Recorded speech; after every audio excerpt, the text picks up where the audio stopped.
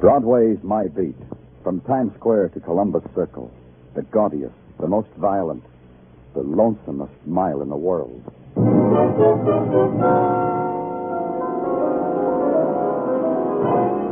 Broadway's My Beat, with Larry Thor as Detective Danny Clover.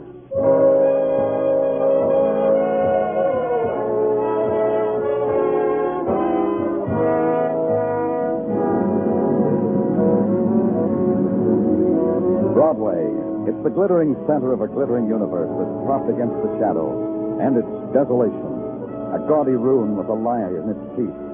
And the lie is in gorgeous technicolor, and the screaming of trumpets and the dancing on the street. And there's silence, too. So still, so empty, you can hear a teardrop. Whatever it is, it's Broadway. My Beat.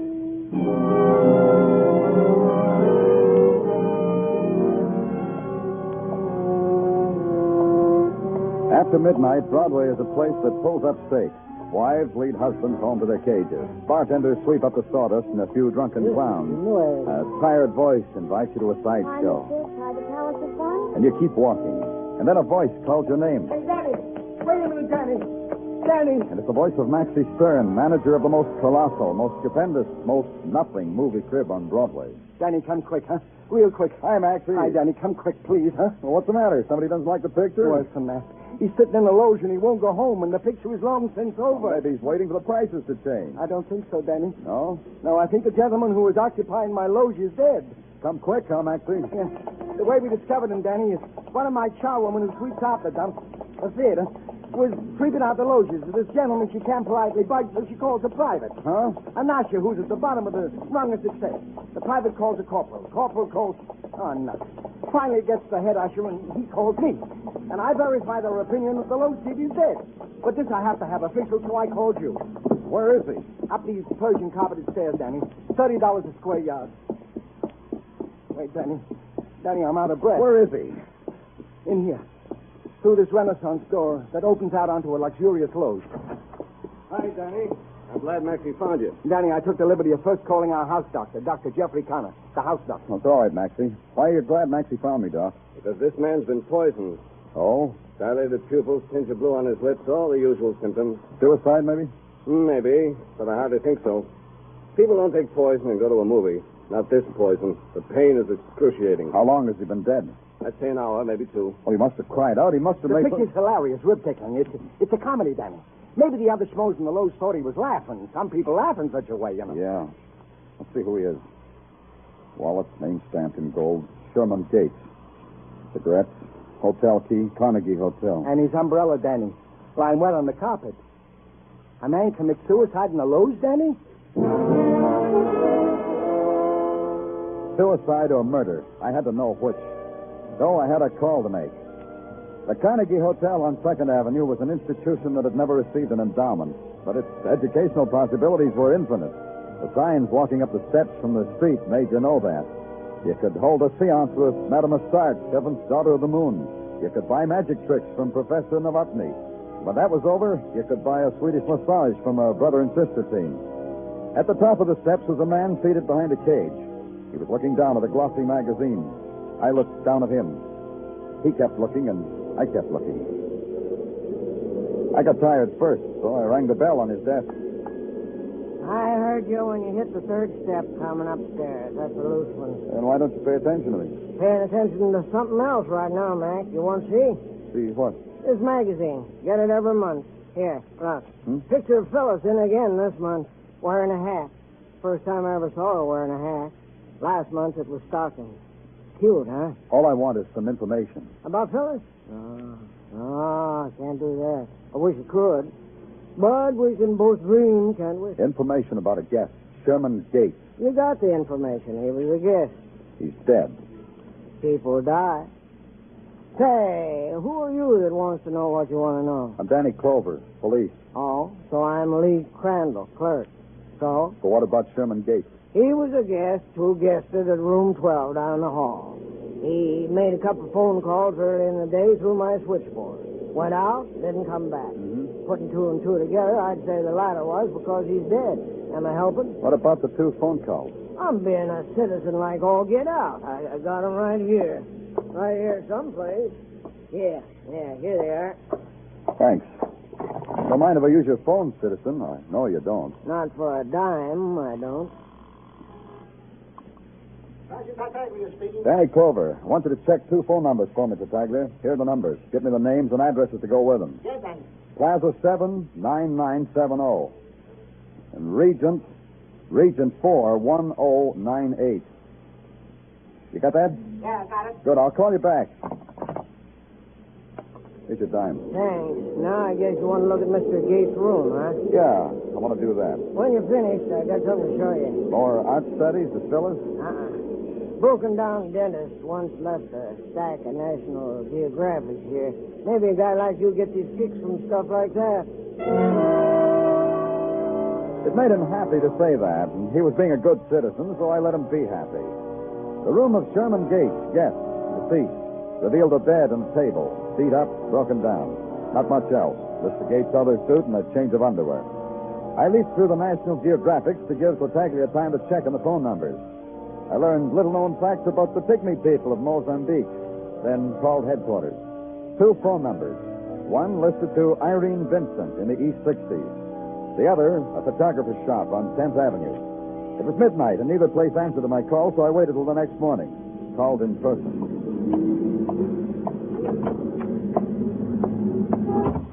Something I can do for you? Yeah, there is. I want to ask you a few questions. Oh, good. About a camera? This one takes wonderful pictures of the whole family. I don't have a family. Questions about a photographer. Oh. Well, we've got some wonderful brochures here. The tricks of all great photographers. Weegee Lou Jacobs Jr., Stipend. Not about them. About Sherman Gates. Gates. Don't know him. If he were a photographer of note, I'm sure I'd know him. This photographer was also a customer. Try that. Gates, huh? Gates. Sherman Gates. Sherman Gates. I'll give you a big fat clue. He called you yesterday. Gates. Maybe I ought to rack your brain for you.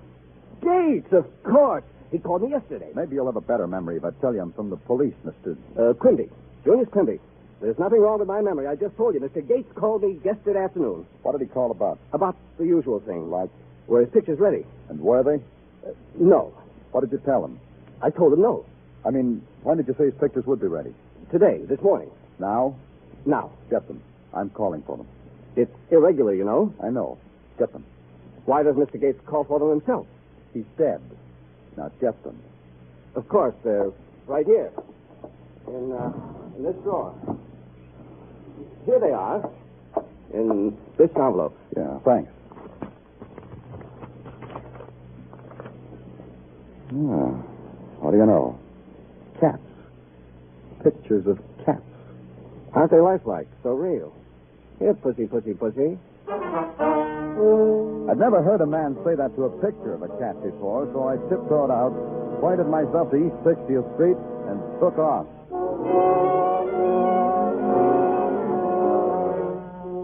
Irene Vincent's apartment house was fashionable.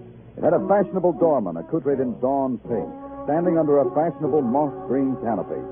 And his fashionable eyes were the color of dead fish as he took my name, my occupation, my sex.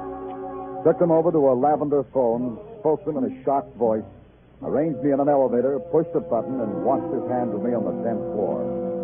I lit a cigarette and saw Irene Vincent waiting for me in her doorway. She didn't leave much breath for smoking. Come in, Danny Clover. Yeah, thanks.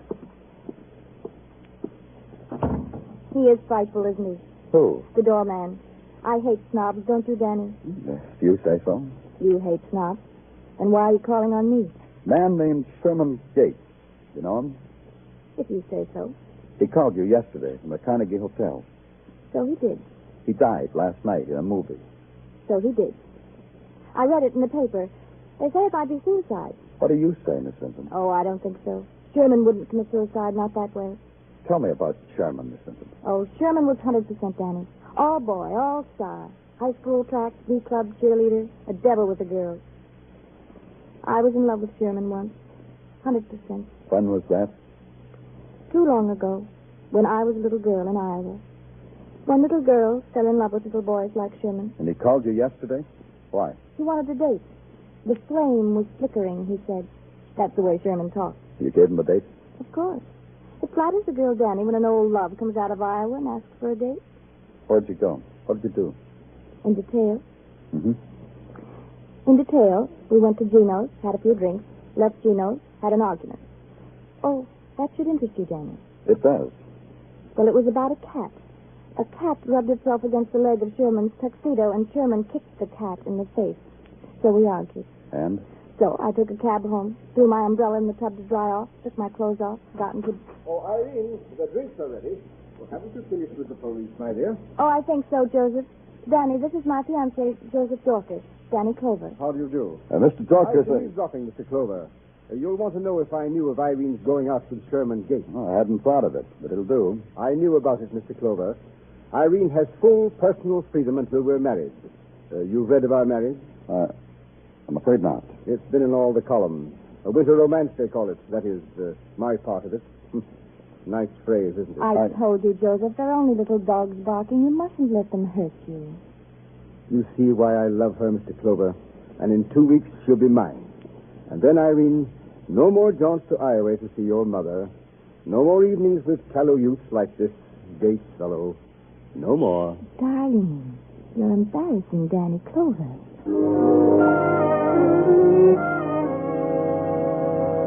They clinched. And I got out of there. I checked in at headquarters, grabbed a cup of coffee, and then went back to a man named Quimby, who had pictures of cats for a dead man who hated cats. Oh, I see you're back. You remember me, huh? Of course. You said you were a policeman. You told me that this morning. Right. I'm a policeman, and I'm still working. I got some new questions to ask you, Mr. Quimby. Please ask him in a hurry. I got some pictures in the tank. This won't take long. Those pictures you gave me this morning. Mr. Gates' pictures? Those. Are you sure they were the pictures he left to be developed? Am I sure? What do you mean, am I sure? I mean, are you sure? Of course I am. Now, if you'll pardon Now, me. one more thing. Please, those pictures in the tank, they'll spoil. All right, but hurry up back. I'll only be a minute. Just look around. Proud.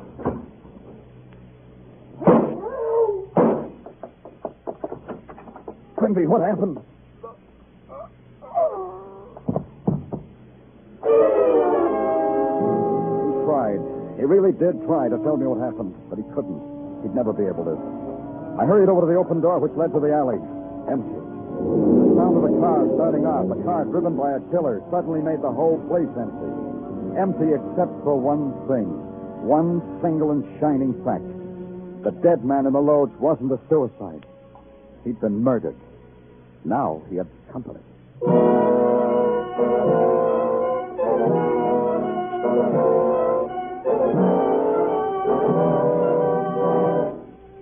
You are listening to Broadway's My Beat, starring Larry Thor as Detective Danny Clover. A whale of a Christmas present for a few moments brain-scratching. Could be, there's $54,000 in the Sing It Again jackpot now. $25,000 of it in cold hard cash, and the rest in wonderful prizes. Sing It Again is heard for a full hour every Saturday night on most of the same CBS stations.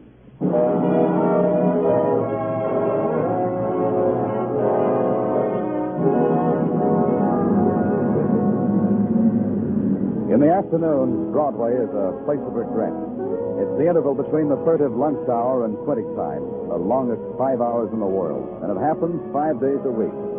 It's also the time to dust the coconut husks at the Papaya stand, to dodge the cloak and suitor for whom nothing exists except the clothing rack he's pushing, and it's the time for window shopping. For me, it was a time for homework, and headquarters is where I studied. There's a sergeant there who helps me. His name is Tartaglia, and he tries real hard. Or, as he puts it... I try real hard, Danny. I know you do, Tartaglia. So tell me what you found on Junius Quimby. Oh, that little photographer was a naughty boy, Danny, with a record. Not a long one, but naughty. Pictures, huh? Photographs. Pictures, Danny, photographs. That's all? Yeah. Oh, wait a minute. I almost forgot, Danny. There's a guy outside to see you. Joseph Dorcas says he's the fiancé of one Miss Irene Vincent. Well, show him in, Tartaglia. Yeah. Go right in, Mr. Dorcas. Thank you. Hello, Mr. Clover. I hope you're not too busy to see me. Not at all. Sit down, Mr. Dorcas. Thank you. Mr. Clover, I'll come right to the point. I'm a very rich man. I'm happy for you, Mr. Dorcas. It's a fact that doesn't need a comment, Mr. Clover. I only tell you that because, well, you should know it. I'm in a position to buy off any trouble that Irene may be in. Your fiancé's in trouble? Yes. She just came back from a vacation with her mother in Iowa. And since she's back, she's being blackmailed. Uh-huh. That'd fit. I don't know how exactly, but it would fit. I can't guess what you have in mind, but I think I can help you. Well, frankly, Mr. Dorcas, I could use a little help. What have you got to offer? Some pertinent facts. Good. What are they? Well, the day before yesterday, a man called her. Said he had some information that he was going to take to me. Mm-hmm. He was going to take it to me unless Irene paid him $20,000. What kind of information? Mr. Clover, Irene swears to me she doesn't know. She got a phone call from a man. The man set up a meeting place, but the man never showed up. Go on. Yesterday, the same thing. Another phone call. Another man. And this man didn't show up either. What else? About an hour ago, one more phone call. Still another voice. This time, the man told Irene to meet him at 1 o'clock tomorrow morning at the 23rd Street docks, Hudson River. Was that all he said? No. He mentioned the names of Junius Quimby and Sherman Gates. Oh? He told Irene that what happened to them would happen to her if she didn't appear with the money. Does that suggest anything to you, Mr. Clover? Yeah, it does. It suggests this third caller is our killer. He's got some piece of information to blackmail your fiancée. Some piece of information that belonged to 3 men. Now it belongs to only one, the killer. Well, what shall we do, Mr. Clover? We'll do this. Tell Irene to get the money and meet the man. Yes, Don't worry, I'll be there. Tell her I'll be in the doorway at the port agent's shack. Tell her to walk past me so I'll know she's there. But above all, tell her not to talk to me. You got that? Of course, Mr. Clover. I have it exactly.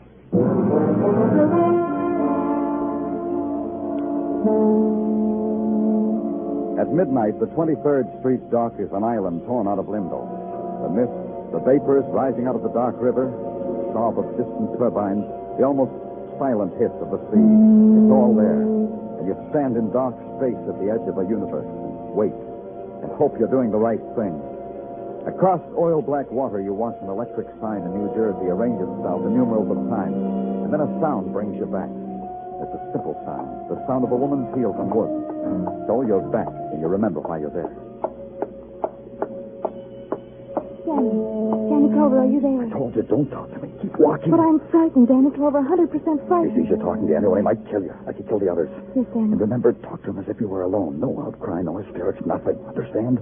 Now, keep walking. Yes, Danny Clover. Here goes a pretty girl.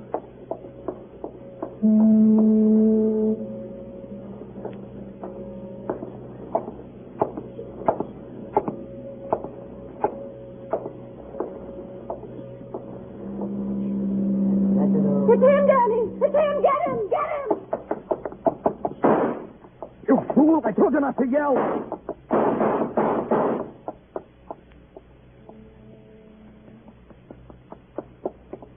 You got away, didn't you, Danny? Yeah, why did you cry out? Why? Because I'm a girl, and girls are unstable. Yeah. Are you hurt, Danny? Did he shoot you? No. But there's blood on the ground. See Danny Clover? Danny Clover saw the blood on the ground. Danny Clover put an idiot named Irene in a cab. Danny Clover went back to headquarters. By 2 o'clock, the orders were out for every drugstore, every hospital, every doctor to be on the lookout for a wounded man. And then Danny Clover curled up in his swivel chair and fell asleep.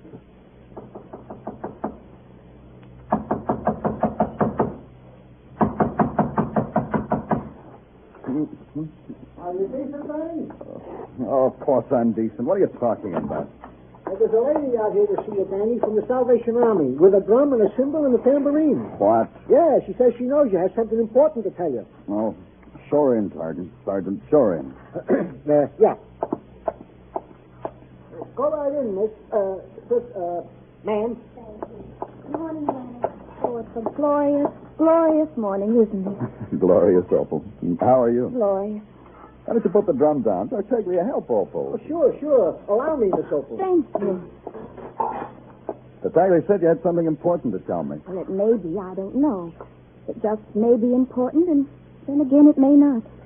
Strange the way things are one way or another, isn't it, Danny? Tell me anyway, Opal. Well, last night at the mission, it was my tour of duty. You know, helping the poor wandering souls. What happened at the mission, Opal? Well, about 3 o'clock in the morning, this man came in with a terrible wound in his shoulder. Oh, a terrible wound. I dressed Where him. is he now? Well, back at his hotel, I suppose. The Carnegie Hotel. You see, Mr. Crandall's one of our steadies. But, Danny, where are you going? I haven't seen him.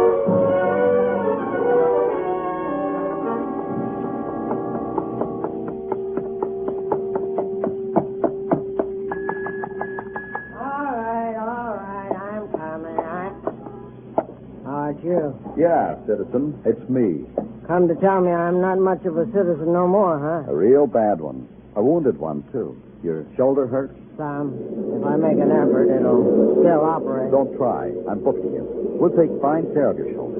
I missed everything, didn't I? Messed it all up. Amateurs oughtn't to play that game. It makes them gun happy. Uh-huh. Yeah. I turned all of Phyllis's pictures to the wall. She isn't proud of me. She looks sad. Even the one in stockings. Tough. You ready? Sure. Get a figure on how long the rap is? Figuring all the time there is left in the world, so you won't be disappointed. After all, you killed 2 men. Killed 2 men? What are you talking about? Sherman Gates, 1 man. Junius Quimby, 1 man. Wait a minute. 2 men. Wait a minute. You're talking too fast. Words are going by me. I think I hear, but I don't know what they mean. Let's go, Lee. I'm telling you, all I did was try a blackmail stunt. I lost it, that's all. We're talking for the record now, Lee. Sure I am, and this is a record. A letter comes for guest Sherman Gates after he's deceased. I open it, pictures in it, blackmail pictures to a guy with brains. More brains than me. So you called Irene Vincent? Sure, her picture's been all over the paper on account of her marrying that millionaire. Sure, I called her. Where are the pictures? Right in my back pocket. They never left there. I'll take them. Well, yeah. Thanks. You can't book me for murder. You can't. Here's a dime, citizen. I got to call headquarters. We're going for a ride. You, me, and the pictures.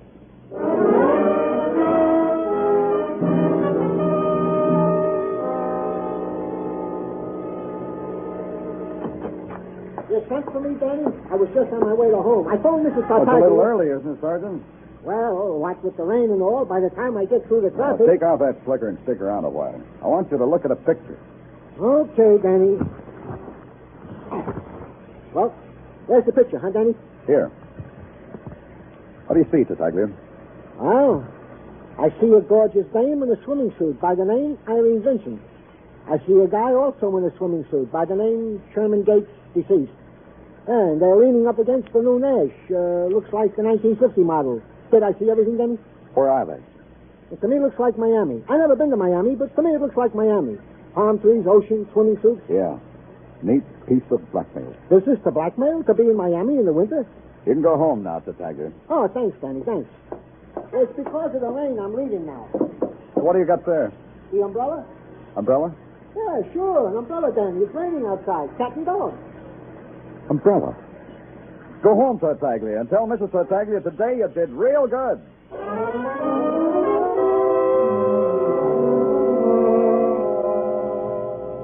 I want to apologize for Irene's not being here, Mr. Clover. Oh, that's okay. You're here. After all, Irene and I are engaged, and the fact that you found me in her apartment shouldn't cause you to lift an eyebrow. Not the merest wisp of an eyebrow. Maybe you'll react, Mr. Dorcas. I know why Irene was being blackmailed. Good for you. So you found the blackmailer. You understand, whatever Irene did before we were married doesn't concern me. Oh? That was a part of her life that I didn't belong in. It was hers under whatever circumstance she wanted. What if it happened 3 weeks ago? Oh, impossible. Look at this picture, Mr. Dorcas. Does it tweak you? Irene, come in here. Well, you mean you've been out clevering me. Irene's been listening all the time. My. I don't want to subject my fiancée to the police. Now, come here, Irene. Yes, what is it? A picture. I want you to look at it. Were you in Iowa 3 weeks ago, Irene? I told you I was, dear. That means I was. Irene, you're not looking at the picture. I'm looking. It was taken 3 years ago in Miami before I met Mr. Dorcas. You're lying, dear. You're doing just that, Irene. They didn't have 1950 cars 3 years ago. They had them just about 3 weeks ago. Irene. So I went to Miami. So what? So what if I did? Irene, tell us. Tell us what happened the night Sherman Gates died. I've already done that 100%. The part after you left him. Do it again. All right, I will. I came home in a cab, undressed, went to bed. Happy? The part about the umbrella. What did you do with it? Throw it in the bathtub. Happy? Yeah, but you're not. A guy comes to call for you to take you out for an evening. He brings an umbrella, like a 100% gentleman. I know because it was found with his dead body. Poor him. So? So you carried an umbrella, too. When a gentleman carries an umbrella on a date, a girl never does. But you did. You know why, too. Throw him out of here, dear. No, I don't want to do that. Because you knew you were coming home alone, Irene. So you poisoned his drink and left him. That took care of blackmailer number one. You mean Irene killed someone else? Did you, Irene? You're both crazy. You killed Quimby, too. The nasty little photographer who developed a few extra blackmail pictures for himself and wanted in on the blackmail. Poor Irene. You're But crazy. still another man got in on the blackmail. A hotel clerk who opened Sherman Gates' mail and figured you'd been cheating almost up to the altar. Don't listen to him. Don't listen So to you him. dreamed up a story, Irene, and told it to Mr. Dorcas here. A story that made the hotel clerk look like he murdered the other two. He didn't. You did. Irene. Irene, put down that gun. Get out of the way. I'll kill him. Irene, don't. Irene. You fool. You stupid little fool. I'll take that gun. I'll I kill said, you. give me that gun. That's better. Irene,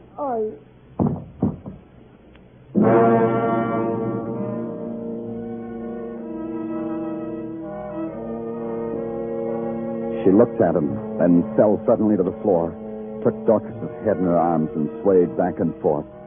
Back and forth. Her eyes filled with the terrible fright you sometimes see in a child. And it was hard to believe she was a murderer. But you knew better, so you called headquarters. And they sent an ambulance and a couple of burly cops. She was 100% with them, so they gave her the best seat in the paddy wagon.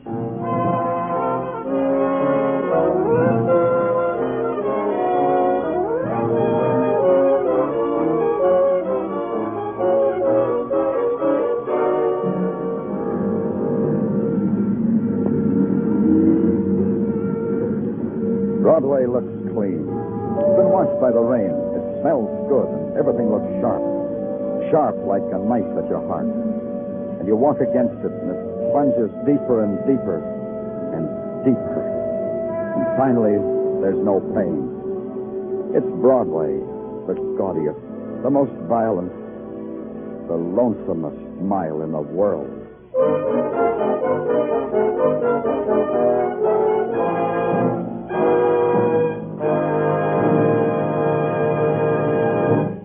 Broadway's My Beat stars Larry Thor as Detective Danny Clover and is written by Morton and David Friedkin.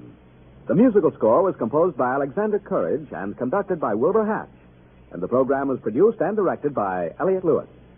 The cast tonight included Charles Calvert, Joe Forte, Paul Dubos, Junius Matthews, Mary Jane Croft, Herbert Rawlinson, and Joyce McCluskey.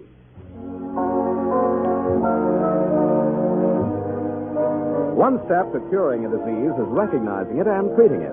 Hate is a disease.